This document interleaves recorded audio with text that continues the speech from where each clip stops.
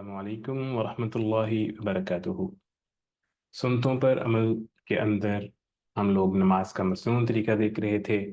हम अभी तक देख चुके थे तकबीर उला से मुतल्लिक, नमाज से पहले की बातें, और फिर सना पढ़ना, क़याम करना, फिर रुकू में जाना, रुकू से उठने का तरीका। उसके बाद हम देख रहे थे सजदे में जाने का तरीका। तो उसको थोड़ा सा रिवाइज करते हैं, और साथ साथ आज हम देखेंगे कि सजदे से उठने का क्या तरीका होता है। तो जब आप रुकू से उठ जाएं और आप सीधा खड़े हुए हैं, समी अल्लाहु लिमन हमीदा रब्बना लकल हम्द आपने कह लिया है, और उसके बाद अब सजदे में जाना है। उसका तरीका ये है कि आपने तकबीर कहकर सजदे में जाना है, यानी अल्लाहु अकबर कहा और तकबीर कहते हुए सजदे में आप जाएंगे, और सजदे में जाते हुए कहें और सजदे में पहुंचने तक इसको शुरू करें। यानी अल्लाहु अकबर कह के सजदे में जाना शुरू किया, और अ, इस तरह अल्लाहु अकबर को ख़त्म किया कि अल्लाहु अकबर ख़त्म होने तक आप सजदे में पहुंच गए।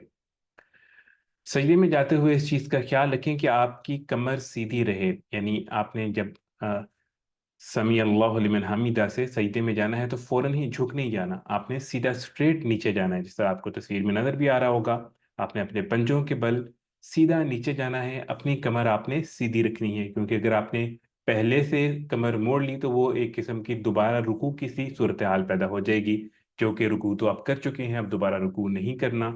तो इसलिए अपनी कमर को आपने सीधा रखना है। और जब आप जमीन के बिल्कुल करीब पहुंच जाएं, कमर आपने सीधे रखी हुई है, पंजों के बल नीचे जा रहे हैं, जमीन के बिल्कुल करीब पहुंच जाएं, तो तब आप अपनी कमर को झुकाएं।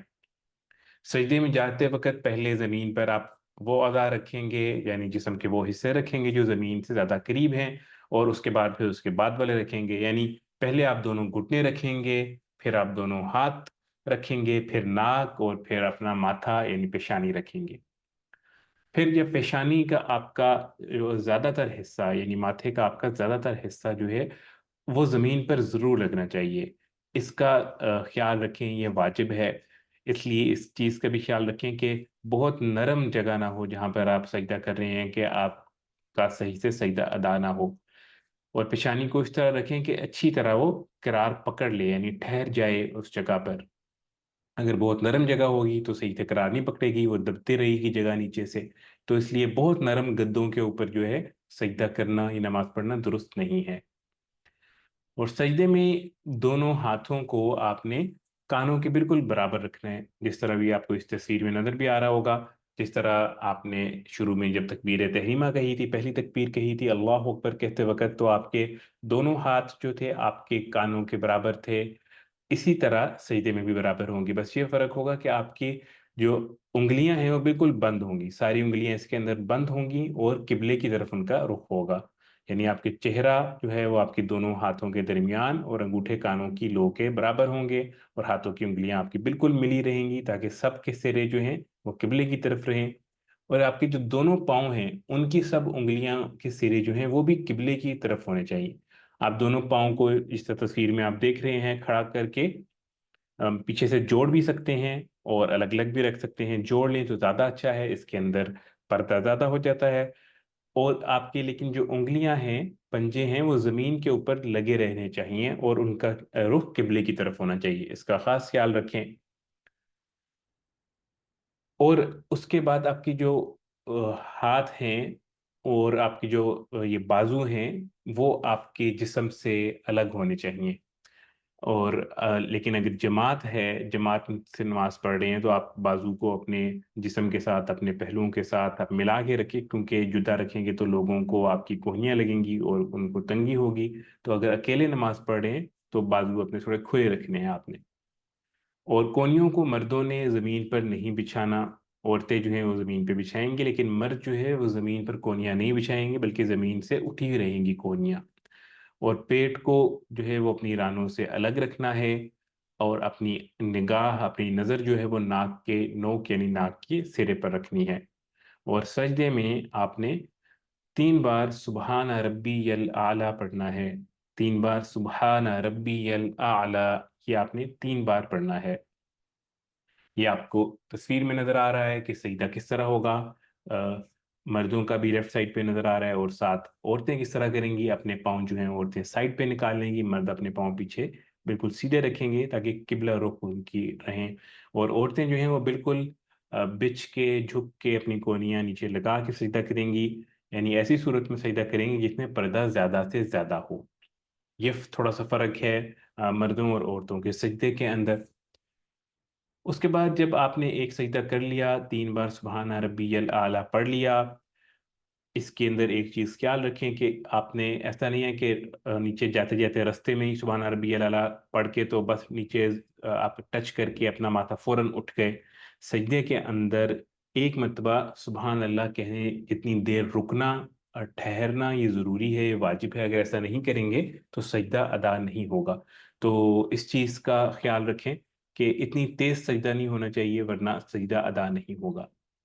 फिर जब आपने एक सजदा कर लिया, 3 मरतबा सुबहान रब्बियल आला पढ़ लिया, तो उसके बाद आपने अल्लाहु अकबर कहना है, और अल्लाहु अकबर कहते हुए अपने सर को उठाएं, और उसके बाद इत्मीनान से सीधा बैठ जाएं। 2 सजदों के दरमियान ये जो सीधा बैठते हैं इसको जलसा कहते हैं।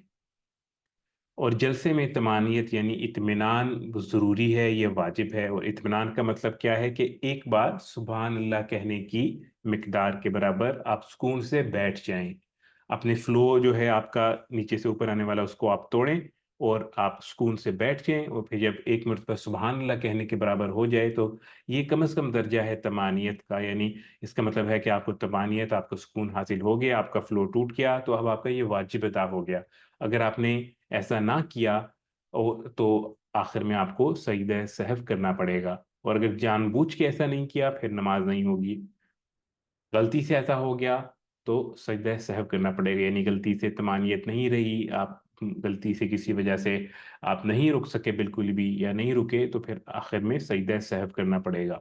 तो इसलिए इसका बहुत ख्याल रखें। बहुत से लोग होते हैं जल्दी में सही से बैठे भी नहीं होते अभी, यानी जलसा नहीं किया होता, एक सजदा करके उठते हैं और सही से बैठे भी नहीं होते, तो फौरन अगले सजदे के लिए चले जाते हैं। ये बहुत से लोग गलती करते हैं।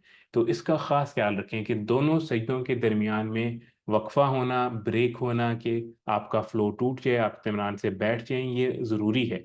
अगर ऐसा नहीं करेंगे जानबूझ के तो आपकी नमाज नहीं होगी। इसलिए इसको बहुत ज़्यादा अहमियत देनी चाहिए, इसको सीखना चाहिए। चंद सेकंड लगते हैं हार्डली, इससे आपकी नमाज के टाइम पे ज़्यादा फर्क नहीं पड़ेगा। अगर आपने किसी काम के लिए जाना भी है तो चंद सेकंड ही लगेंगे बस इसके अंदर। तो इसलिए इसको इन अंदर जल्दी करने की कोशिश ना करें। फिर जब आपने जलसे में बैठ गए, तमानियत हासिल हो गई सुकून से, तो उसके बाद दोबारा आपने तकबीर कहनी है, यानी अल्लाह अकबर कहना है। और तकबीर कहते हुए आपने दूसरे सजदे के लिए झुकना है, और दूसरे सजदे में भी आपने फिर पहले सजदे की तरह ही तस्बीह पढ़नी है, यानी 3 मरतबा कम से कम सुबहान रब्बियल आला पढ़ें।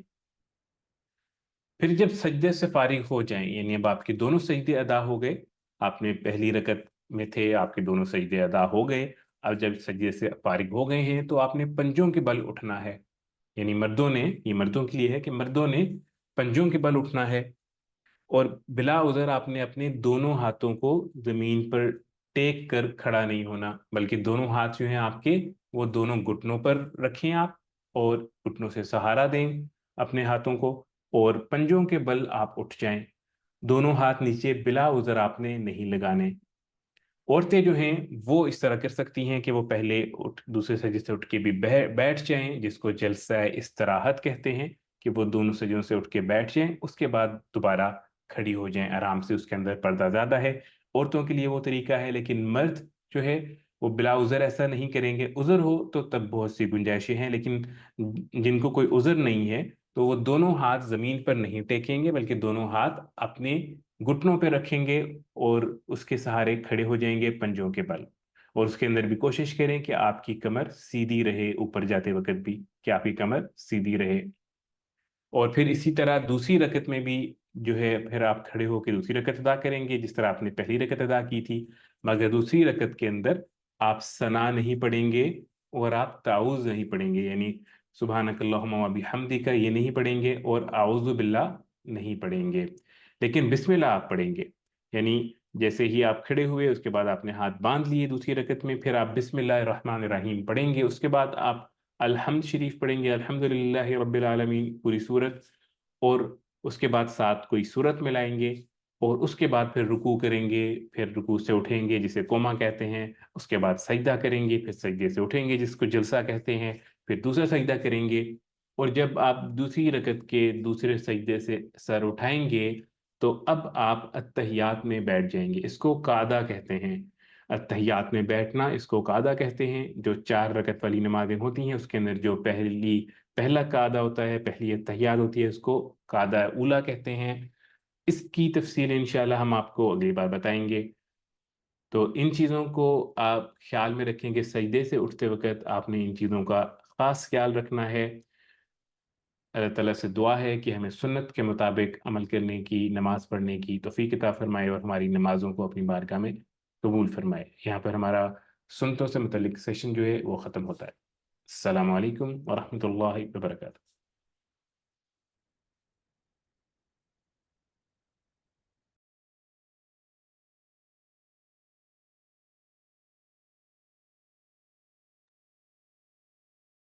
مسنون اعمال میں سجدے پہ بات ہو رہی تھی۔ سجدے میں بندہ اپنے رب کے قریب ہوتا ہے، حدیث شریف میں آتا ہے، اور اس لیے سجدہ جو ہے وہ اس کا صحیح طریقہ سیکھنا چاہیے اور صحیح طریقے سے سجدہ کرنا چاہیے، اور بڑے اطمینان اور وقار کے ساتھ سجدہ ہونا چاہیے، جیسا کہ ابھی تفصیلات میں بتایا گیا۔ ہمیشہ کی طرح یاد دہانی ہم سب کے لیے کہ ہمیں اپنے گھر والوں کی، اپنے آس پاس کے لوگوں کی صحبت کی فکر کرنی ہے کہ ہم کن لوگوں کے ساتھ اٹھتے بیٹھتے ہیں اور کن لوگوں کے ساتھ ہمارا تعلق ہے، خصوصی طور پہ ہمارا ورچوئل تعلق جو ہے یہ کہاں پہ ہے۔ پاکستان کے لیے دعاؤں میں ہمیشہ پاکستان کو یاد رکھا کریں، اور پاکستان کے ساتھ عالم اسلام کو اور پوری دنیا کے مسلمانوں کو، جہاں جہاں پہ بھی مسلمان مصیبتوں کا شکار ہیں، فلسطین کے لیے دعائیں کرتے رہیں، اور فلسطین کے لوگوں کے لیے جو بھی جس لیول پہ بھی آپ کر سکتے ہیں کرتے رہیں، اپنے ملک کے قوانین کو ذہن میں رکھتے ہوئے، اور اپنے ملک کے جو آپ کے بتائی گئی چیزیں ہیں ان کے مطابق۔ اس میں بھی بہت کچھ کیا جا سکتا ہے، اس میں بھی بہت گنجائش ایسی ہوتی ہے کہ مظلوموں کی مدد ہو سکتی ہے۔ درود شریف کے فضائل میں آج کی حدیث سیدنا ابوبکر صدیق رضی اللہ عنہ فرماتے ہیں کہ حضور پاک صلی اللہ علیہ وسلم نے ارشاد فرمایا، جس شخص نے میرے متعلق کوئی علم کی بات لکھی اور اس علم میں جہاں میرا نام آیا اور اس کے ساتھ مجھ پر درود بھی لکھا گیا، تو اس وقت تک اس شخص کو اجر ملتا رہے گا جب تک وہ کتاب پڑھی جاتی رہے گی۔ تو کبھی آپ لکھیں اگر حضور پاک صلی اللہ علیہ وسلم کا نام، تو ساتھ میں درود شریف بھی لکھا کریں تاکہ اس کا اجر ملتا رہے۔ جب تک وہ لکھا رہے گا اور وہ کتاب پڑھی جاتی رہے گی تو آپ کو بھی اس کا اجر ملتا رہے گا۔